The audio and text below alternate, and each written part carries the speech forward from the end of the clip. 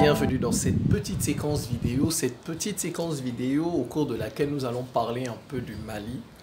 Le Mali, le pays qui fait notre fierté. Pour une fois en Afrique, pas pour une fois parce que nous avons aussi l'Érythrée, il y a quand même un pays africain qui voudrait qu'on le respecte. Voilà, c'est tout. Les Maliens demandent tout simplement qu'on les respecte, qu'on respecte leur pays, qu'on respecte leur volonté. S'ils décident de faire ceci pour leur pays, que les autres respectent cela, c'est tout. Le Mali demande seulement qu'on respecte ses volontés. Très bien.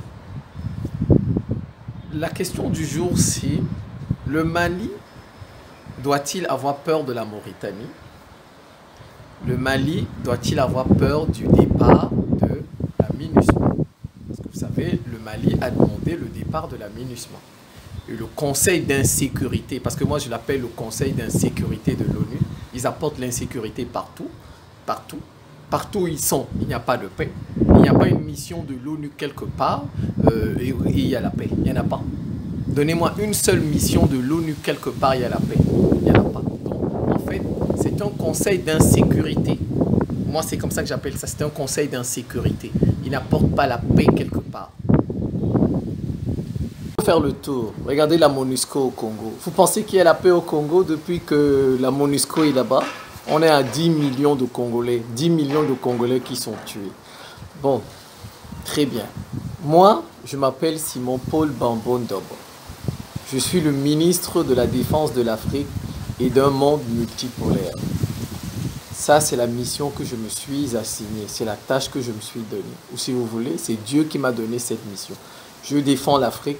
Je défends tous ceux qui défendent l'Afrique sincèrement, parce qu'il y a des gens qui ne défendent pas l'Afrique sincèrement. Vous voyez leurs mots, vous pensez qu'ils défendent l'Afrique, au fond, ils ne défendent pas l'Afrique.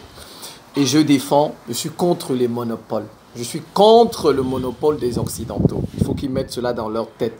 Et je prie tous les jours que Dieu fait afin que ce monopole tombe. Je le leur dis. Si leurs espions sont fâchés, si leurs agents sont fâchés, ils font ce qu'ils ont à faire. Ils peuvent supprimer la vidéo, ils peuvent supprimer la chaîne, ils font ce qu'ils ont à faire. Je les attends, j'ai pas peur. Mais je défendrai mon continent et je défendrai ma planète pour que la planète soit, afin que la planète soit un monde multipolaire. Je vais vous dire pourquoi le Mali ne doit pas avoir peur, ni de la Mauritanie, ni du Maroc, ni de tous ses voisins. Et pourquoi? Vous savez, j'ai suivi la dernière vidéo de Nathalie Yamb au cours de laquelle elle parlait des accords que la Mauritanie aurait signés avec l'OTAN. Dans l'OTAN G4 Sahel. L'OTAN, il y a une signature à Nouakchott. Vous savez, moi, je vais vous donner des solutions. Nous, on a observé un peu le monde. Moi, j'ai observé un peu le monde. Je sais un peu comment il fonctionne. Un peu. Mais il y a certaines parties qui m'échappent. Il y a certaines choses qui m'échappent dans le monde. Mais il y en a aussi que j'ai compris. Celle qui m'échappe, c'est la punition des Occidentaux. Je ne sais pas. Ce qui m'échappe, je ne sais pas pourquoi, pour le moment, la nature, Dieu, la vie, comme vous voulez. Si le mot Dieu vous dérange, mettez ça de côté. Mais je suis en train de chercher à comprendre pourquoi Dieu, pourquoi la vie, pourquoi la nature ne punit pas encore les Occidentaux. Ça, c'est ça qui m'échappe pour le moment. Mais le reste là, j'ai compris ça.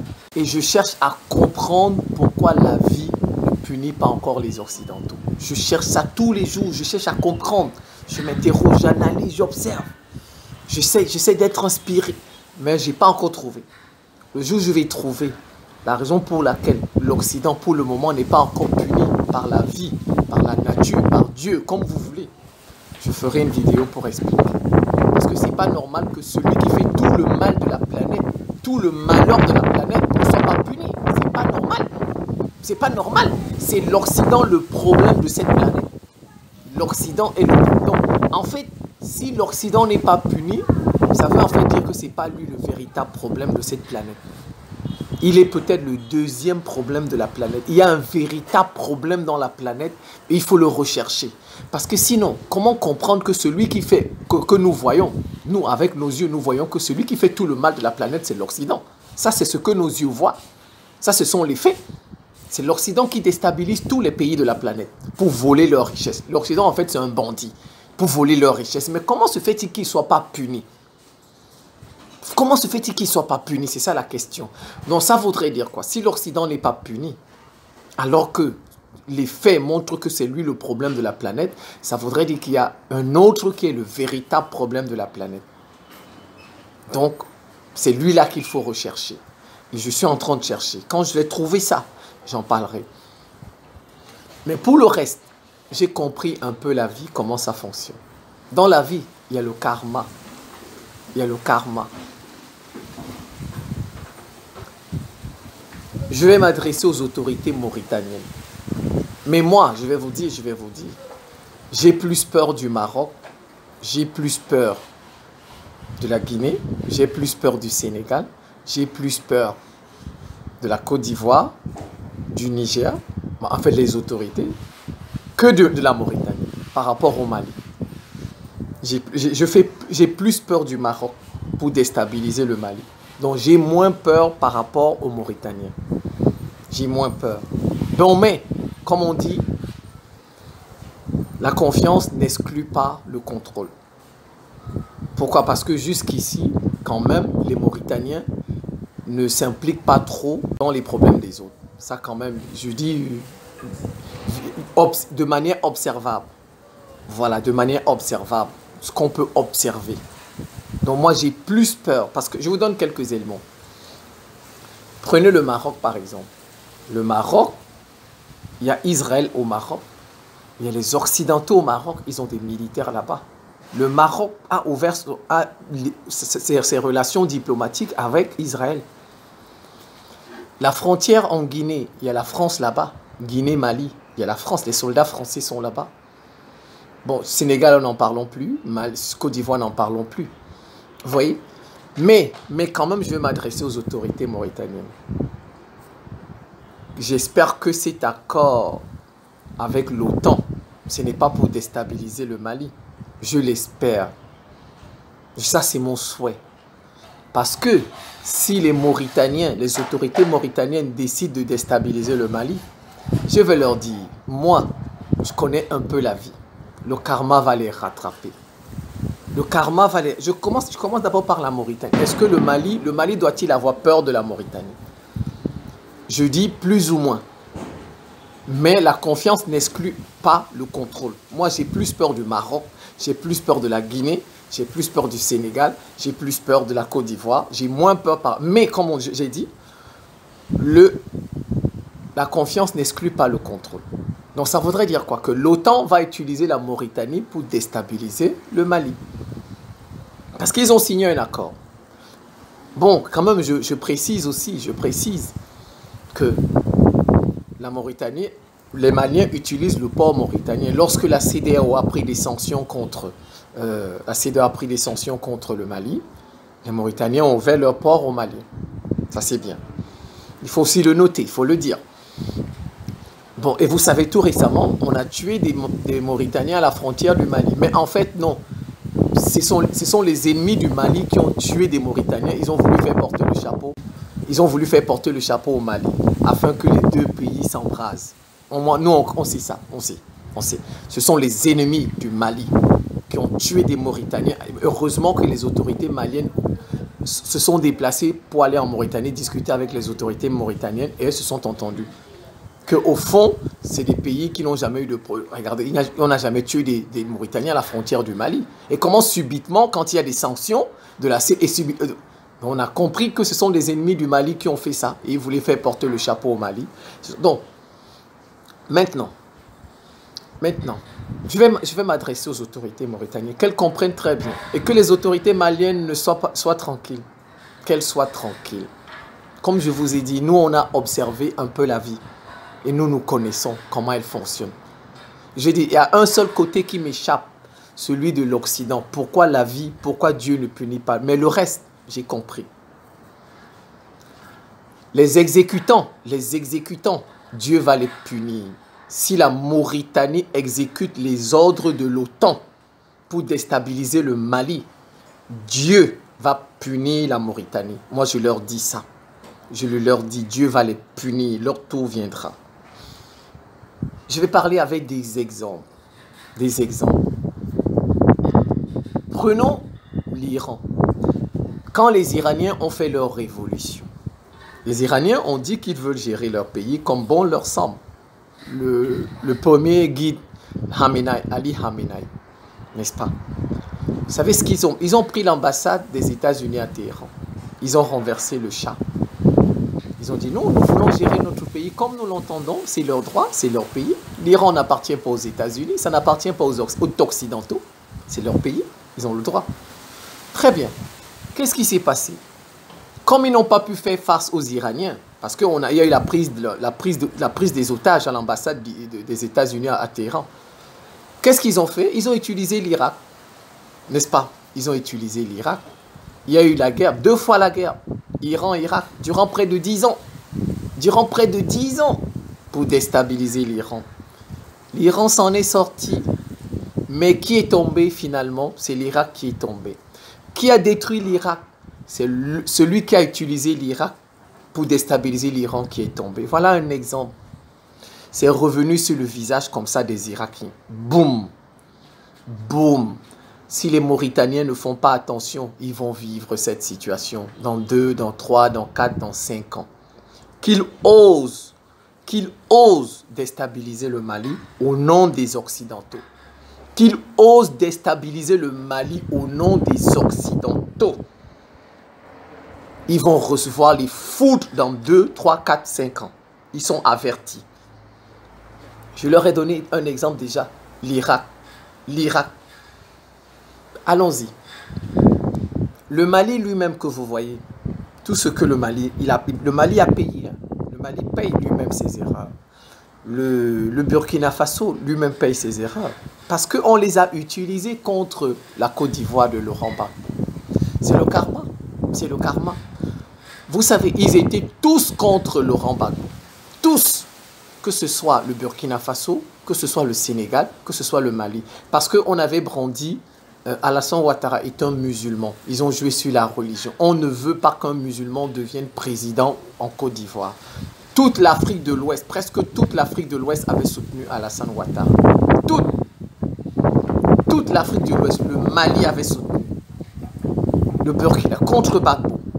Les Ivoiriens ont été tués. Plus de 3000 Ivoiriens ont été tués lors de la crise ivoirienne.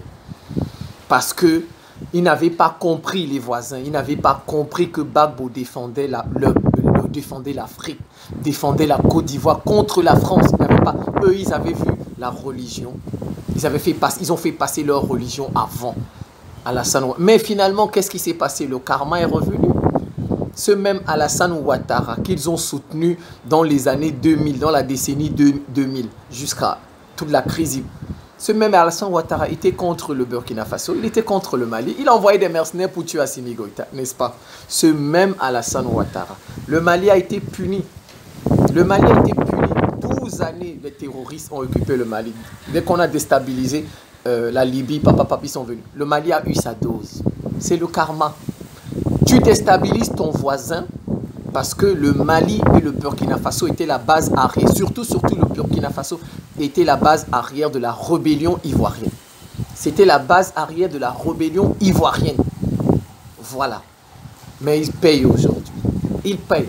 Dites-moi, pourquoi y a-t-il des terroristes au Burkina? Pourquoi? Vous n'avez pas remarqué que les terroristes sont arrivés au Burkina une fois après la chute de Blaise Compaoré? Il n'y a pas de raison. Il n'y a pas de raison qu'il y ait des terroristes au Burkina Faso. Il n'y en a pas. Il n'y a pas de raison. Les terroristes sont arrivés au Burkina Faso juste après la chute de Blaise Compaoré. Juste après. Il n'y a pas de raison. C'est le karma. Vous avez déstabilisé votre voisin. On va vous déstabiliser. On va vous déstabiliser. Et je peux continuer, la liste est longue. La Côte d'Ivoire elle-même, elle a travaillé à déstabiliser la guerre du Biafra. La Côte d'Ivoire a aidé la France à déstabiliser le Nigeria, a aidé la France à tuer Sankara. Les Ivoiriens ont payé pour eux. Ils ont payé. C'est la France qui a tué Sankara en utilisant les présidents comme Houphouët-Boigny. Ils ont payé. Les Ivoiriens ont payé. On paye. On paye. Moi, je vous ai dit, ces choses-là, j'ai compris ça. ce que je n'ai pas encore compris, c'est l'Occident. C'est la punition de l'Occident que je n'arrive pas à comprendre. Et je cherche à comprendre. On paye. Donc, si les mots... Ça va là autant d'exemples. Le Burkina, ce qu'il vit, il paye son soutien à la rébellion, à la déstabilisation de la Côte d'Ivoire. Le Mali a payé aussi son soutien à la déstabilisation de la Côte d'Ivoire. On paye. On paye. Je vous ai donné autant d'exemples. Donc, si les autorités mauritaniennes jouent avec le Mali, parce que les Maliens ont pris leurs responsabilités, ils ont dit c'est leur pays. Ils veulent qu'on les respecte. Ils ne veulent plus recevoir d'ordre de qui que ce soit. Ils ont décidé qu'ils seront souverains et qu'ils vont choisir leur partenaire. Il faut respecter cela. Il faut respecter cela, les autorités mauritaniennes. Si la Mauritanie fait le jeu de l'OTAN, cette même OTAN-là va détruire la Mauritanie dans 10 ans. Cette OTAN-là, cette alliance-là va détruire la Mauritanie dans 10 ans au plus, comme ils ont détruit l'Irak. Je les vois venir. Je les vois venir. Ils vont vous dire qu'ils soutiennent peut-être les Touaregs, la rébellion là, parce que bon, ils ont à peu près la même couleur de peau. Mais c'est ce que les Maliens aussi avaient dit, les Burkinabés. Ils ont soutenu Alassane Ouattara parce qu'ils avaient la même couleur de peau et parce qu'ils étaient musulmans. Mais ça les a rattrapés. Il faut soutenir les Touaregs, gouvernement mauritanien, il faut les soutenir parce que vous avez la même couleur de peau. Mais les Maliens aussi sont musulmans. Les Maliens, ils sont musulmans aussi. Donc, ils vont soutenir cela parce que mais ça n'a pas de sens. Comment des populations qui ne sont même pas 500 000 peuvent créer un État, l'Azawad, peuvent créer un État, le Kidal, 500 000, un État de 500 000 personnes, on va où avec ça? Il faut réfléchir. On va où avec un État de 500 000? Qu'est-ce que Kidal là, peut faire face à la Chine? Un pays qui a 1 milliard d'habitants. Ils ne comprennent même pas le jeu des Occidentaux. Diviser les pays, les diviser pour qu'on soit de petits États. Et comme ça, ils vont continuer à nous dominer. La seule France, c'est 70 millions d'habitants. La France, c'est 70 millions d'habitants. Vous allez créer un État, soutenir des gens pour qu'ils aient un État, l'Azawad, de 500 000 habitants. 500 000 habitants. Qu'est-ce qu'on peut faire avec 500 000 habitants? Qu'est-ce qu'on peut faire? C'est pour continuer à ralentir l'Afrique, à diviser l'Afrique. On nous divise depuis la conférence de Berlin. Et vous venez continuer le processus pour soutenir des gens qui disent qu'ils veulent être indépendants. L'Inde, je vous préviens, à 1 000, et ils s'en sortent. Les pays s'en sortent parce qu'ils ont beaucoup de population. L'Iran s'en sort aujourd'hui parce que la population de l'Iran est importante. C'est ça. Vous ne pouvez pas soutenir... Mais c'est pas normal. C'est pas normal. Kidal, d'accord, Kidal va devenir un État. Un État. Admettons, combien d'habitants? Kidal peut peser face au Royaume-Uni. Kidal peut peser face au Royaume-Uni. C'est pour faire le jeu des Occidentaux qui veulent toujours nous diviser, pour nous dominer, pour nous contrôler. Diviser nos États. Il faut soutenir les gens de Kidal. La Mauritanie aussi va subir le karma. Moi, je vous ai bien dit. Il ne faut pas l'oublier. Il y a des Noirs en Mauritanie. Eux aussi, ils vont réclamer leur État. Il y a les Noirs en Mauritanie. Eux aussi vont réclamer leur État. Vous jouez. Vous avez les mêmes problèmes que le Mali et vous allez soutenir des Occidentaux. Vous avez les mêmes problèmes que le Mali et vous allez soutenir les Occidentaux. Si le Mali est divisé, le karma va revenir sur le visage des Mauritaniens. La Mauritanie sera divisée. Ils ont les mêmes problèmes. De grâce, les autorités mauritaniennes, n'allez pas perturber, déstabiliser le Mali au nom des Occidentaux. N'allez pas déstabiliser le Mali au nom de la religion, au nom de la couleur de la peau. Ni au nom des Occidentaux, ni au nom de la religion, ni au nom de la couleur de la peau. Ça va vous revenir au visage. Ça vous reviendra, soyez-en sûrs. Je vous ai donné de nombreux exemples. Ça va vous revenir au visage. L'Afrique a besoin d'être unie, avoir beaucoup de population. Plus vous êtes nombreux, plus vous faites peur, plus vous pesez. Les gens ont peur de vous. L'Afrique ne s'en sort pas parce qu'on a divisé nous un petit continent comme ça. On aura bientôt 60 États. 60 États. On va s'en sortir quand? Rien que la France, c'est près de 16 pays africains. La population de la France dépasse tous les pays de l'Afrique centrale.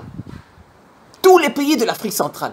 Vous prenez le Mali, vous prenez le Burkina, vous prenez la Côte d'Ivoire, vous prenez la Mauritanie, vous prenez le Sénégal. Ça n'atteint pas la population de la France. Et vous allez soutenir des rebelles comme ça, parce qu'ils veulent être indépendants, parce que vous avez la même religion que, parce que vous avez la même couleur de peau. Mais les Maliens aussi sont musulmans en majorité. En majorité. Hier, ils ont soutenu Alassane Ouattara pour la religion. Ça vous reviendra au visage. En bon entendeur, salut. N'allez pas déstabiliser les Maliens au nom de l'OTAN, ni au nom de la couleur de la peau, ni au nom de la religion. Ça vous reviendra au visage. Vous avez les mêmes problèmes, ça va vous revenir. Ça va vous revenir. En bon entendeur, salut. Les Maliens peuvent être tranquilles. Ils peuvent être tranquilles. Le Mali, doit-il avoir peur du départ de la MINUSMA? Non, il ne faut pas avoir peur. Le Mali n'appartient pas à l'ONU. Le Mali, ça appartient aux Maliens. Ce n'est pas la terre de l'ONU. La MINUSMA a servi à quoi là-bas? La MINUSMA, Takuba, Barkhane, tout ça, c'était plutôt les parrains des rebelles et des terroristes. C'était les parrains des rebelles et des terroristes. La preuve, regardez, les terroristes n'arrivent plus à se mouvoir. La preuve, voilà la preuve.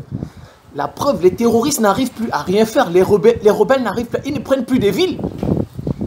Ils ne prennent plus des villes, ils ne prennent même plus des quartiers.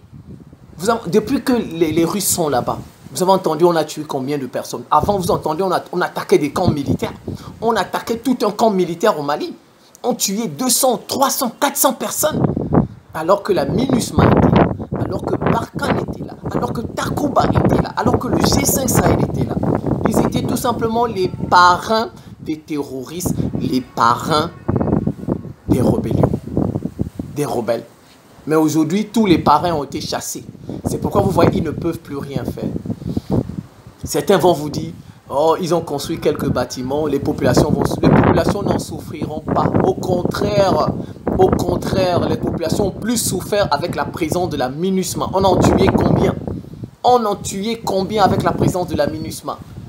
Quelques bâtiments, ils ont construit quelques bâtiments, donné l'emploi à quelques personnes, 4000 personnes. Ces personnes faisaient comment avant? Elles faisaient comment? On continue à vivre. La MINUSMA n'est pas l'alpha et l'oméga. Avant la MINUSMA, ces populations vivaient. Et après la MINUSMA, ces populations vivront. Elles vivront. On a eu coronavirus, c'est pas la fin du monde. On a bloqué tous les pays, les gens n'en sont pas morts. La MINUSMA est qui? La MINUSMA est qui que si elle parle, le Mali va tomber? La MINUSMA, c'est qui? C'est qui? Même coronavirus, on a fermé tous les pays, toutes les frontières. Les gens n'en sont pas morts. C'est la MINUSMA qui va partir et puis les gens vont mourir. La MINUSMA doit dégager. On a donné 6 mois à la MINUSMA. 6 mois. Ils ont 3 mois pour travailler et puis 3 mois pour faire le bagarre. Ils vont inventer des petits trucs là-bas. Vous allez voir, on va encore tuer quelques personnes. Leurs dernières armes qu'ils ont, ils vont passer sur les rebelles rapidement. Il faut bien les surveiller. Il faut bien les surveiller, la MINUSMA. Et certainement, ils vont écrire un dernier rapport là, que les droits de l'homme, c'est foutu, et il faut une intervention militaire. Que les Maliens ne s'en fassent pas, qu'ils n'aient pas peur de l'OTAN. Je vais leur donner la solution. Il faut bien que les gens se libèrent d'eux. Il faut bien que des pays africains se libèrent d'eux. Ce n'est pas le pays de l'OTAN. Ce n'est pas le pays des États-Unis, le Mali. Qu'ils aillent s'occuper de leur pays. Ils ont des sans-abri là-bas, plus d'1 million. Ils sont incapables de s'en occuper, ils veulent venir s'occuper des Maliens. Ben, la France, ses enfants viennent de casser tout le pays. Des gens mal éduqués comme ça et qui veulent passer dans le monde entier, éduquer les gens. Qu'ils aillent s'occuper de leurs problèmes, qu'ils laissent le Mali aux Maliens. Ils n'ont encore rien vu. Le Mali va s'en sortir. Cuba a tenu tête. Cuba n'est pas tombé. Il n'y a pas de raison que le Mali tombe. Les Maliens, ils ont une longue histoire, plus de 1000 ans. Ils sont musulmans. Il n'y a pas de raison qu'ils tombent. Ils sont musulmans et chrétiens. Certains sont traditionnels. Il n'y a pas de raison. Pourquoi Cuba ne tombe pas? C'est le Mali qui viendra tomber. Pourquoi l'Iran ne tombe pas? C'est le Mali qui viendra tomber. Pourquoi? Pourquoi? Alors, pourquoi? Eux aussi, c'est des gens. Le soleil brille pour tout le monde. L'Iran n'est pas tombé. L'Afghanistan n'est pas tombé. Je vais leur dire. C'est vrai, ils font la guerre chez les autres. Vous savez, les Libyens ont compris les Occidentaux après la chute de Kadhafi. Ils ont compris après. S'ils avaient compris les Occidentaux, s'ils avaient connu les Occidentaux, ils n'auraient pas soutenu l'OTAN contre Kadhafi. Mais ils ont compris tard.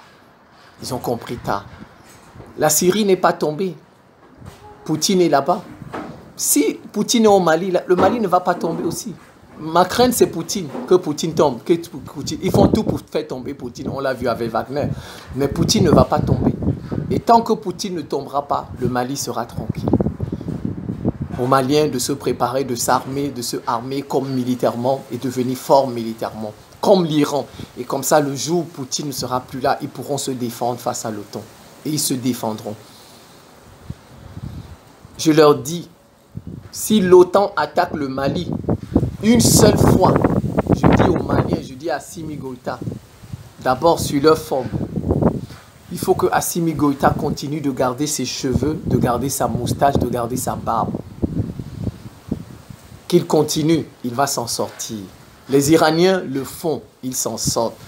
Fidel Castro l'a fait, il s'en sort. Les Afghans, les talibans, on a arraché leur pays. Ils sont revenus 20 ans après. Ils ont leurs cheveux, leurs moustaches, leurs barbes. Vous savez pourquoi Prigojine a fui? Prigojine a fui parce qu'on a envoyé les Tchétchènes. Dès qu'ils ont dit qu'ils vont marcher sur Moscou, Prigojine, Poutine a envoyé une élite de Tchétchènes à Rostov pour barrer la route. Ils ont paniqué. Ils ont peur, ils paniquent quand ils voient les Tchétchènes. Les Tchétchènes ont leurs cheveux, leurs barbes et leurs moustaches. Assimi Goïta, qu'il continue à garder ça, ça va lui porter chance. Et vous voyez, Zelensky, ça lui porte chance aussi. Parce que les Russes voulaient prendre Kiev. Mais un an après, même, c'est Moscou qu'on voulait prendre. Vous voyez comme il y a eu retournement. Il y a eu retournement de situation. C'est Kiev que Moscou voulait prendre l'année passée au début de la guerre.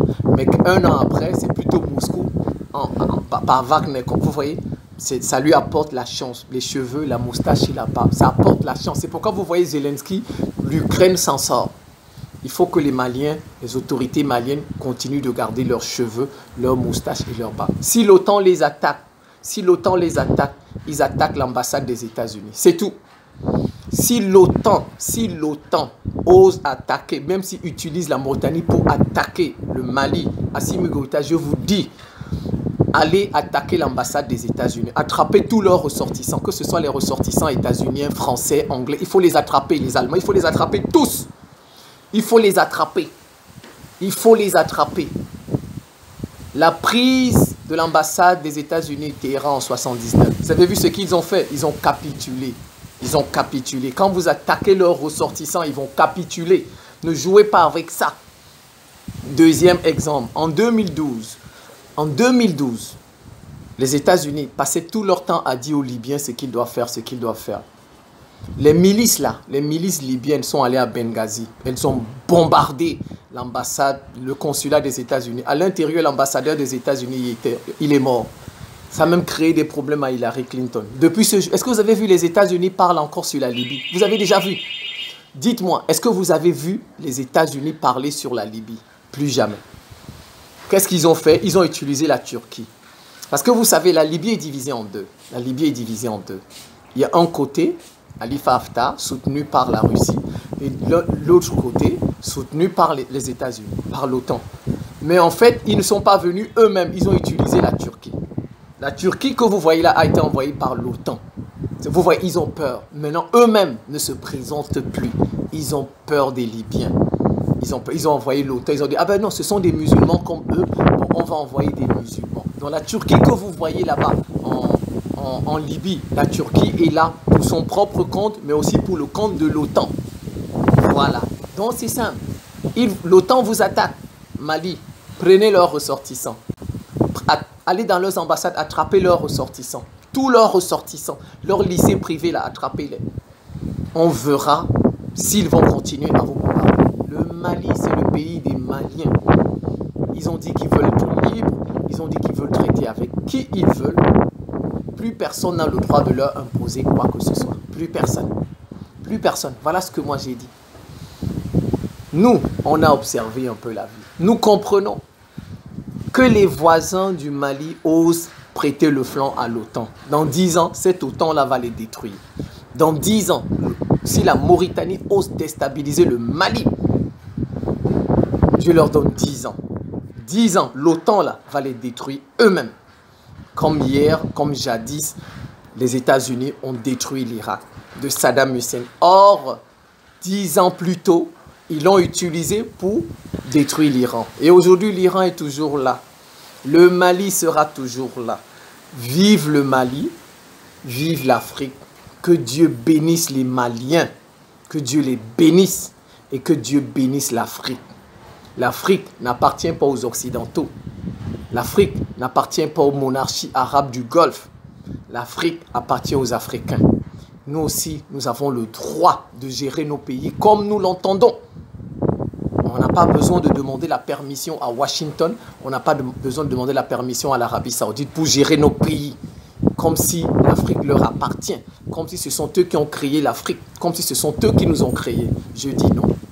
Je dis non. Je terminerai par là. Vive encore le Mali.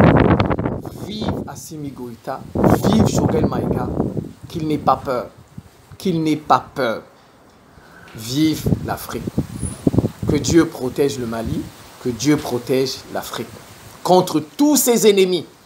Ses ennemis de l'extérieur et ses ennemis de l'intérieur. De l'intérieur, parce que nous savons qu'il y a des Maliens qui sont ennemis de leur propre pays. Qui sont ennemis de leur propre pays. C'est la fin de cette petite séquence vidéo. Je vous remercie pour votre attention et à très bientôt.